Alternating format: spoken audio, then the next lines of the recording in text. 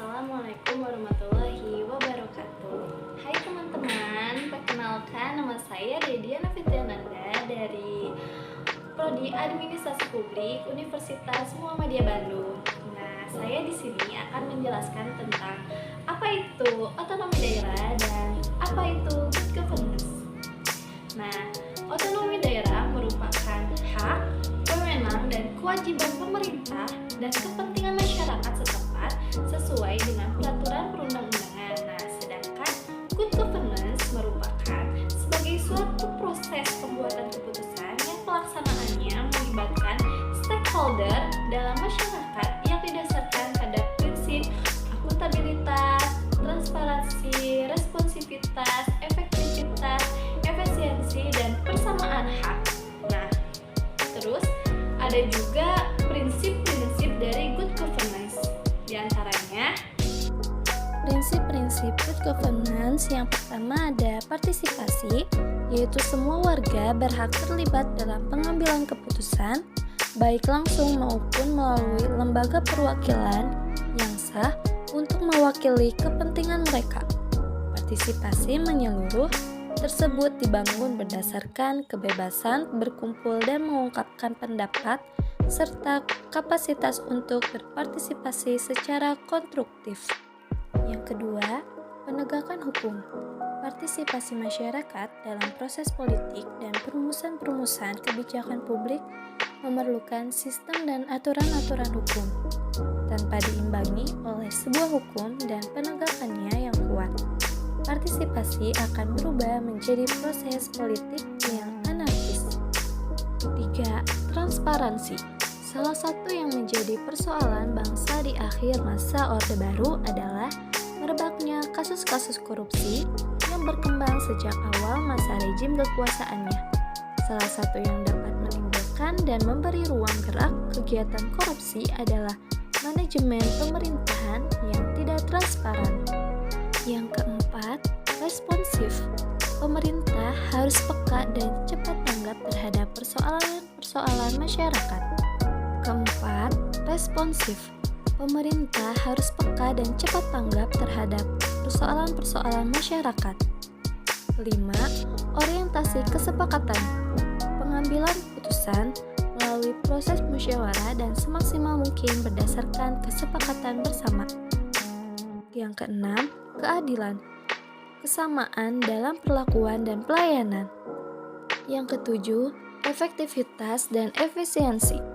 Agar pemerintahan efektif dan efisiensi, maka para penjabat, perancang, dan pelaksanaan tugas-tugas pemerintahan harus mampu menyusun perencanaan yang sesuai dengan kebutuhan nyata dari masyarakat secara rasional dan terukur. Yang kedelapan, akuntabilitas. Pertanggungjawaban penjabat publik terhadap masyarakat yang memberinya delegasi dan kewenangan untuk mengurusi berbagai urusan dan kepentingan mereka. Setiap penjabat publik dituntut untuk mempertanggungjawabkan semua kebijakan, perbuatan, moral, maupun netralitas sikapnya terhadap masyarakat.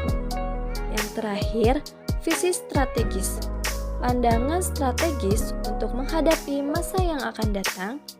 Kualifikasi ini menjadi penting dalam kerangka perwujudan good governance. Karena perubahan dunia dengan kemajuan teknologinya yang begitu cepat.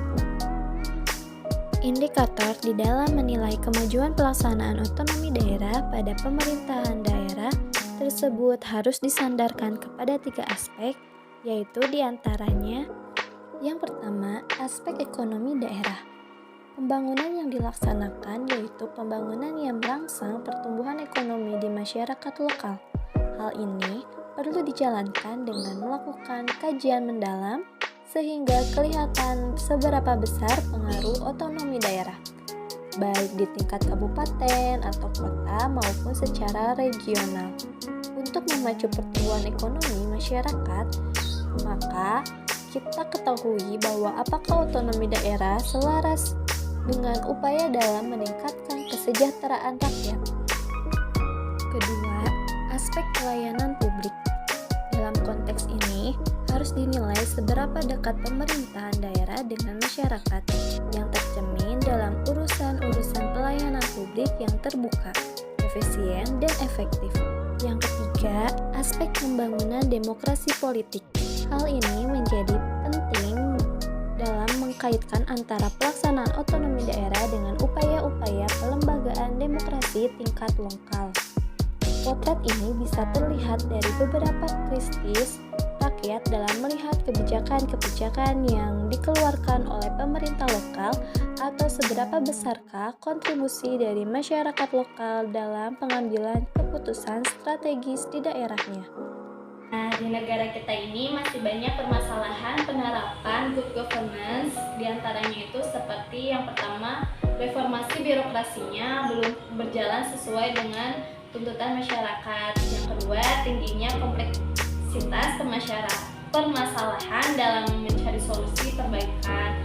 Terus yang ketiga itu tingginya tingkat penyalahgunaan wewenang, terus banyaknya praktik KKN dan masih lemahnya pengawasan terhadap kinerja aparatur dan masih banyak lagi.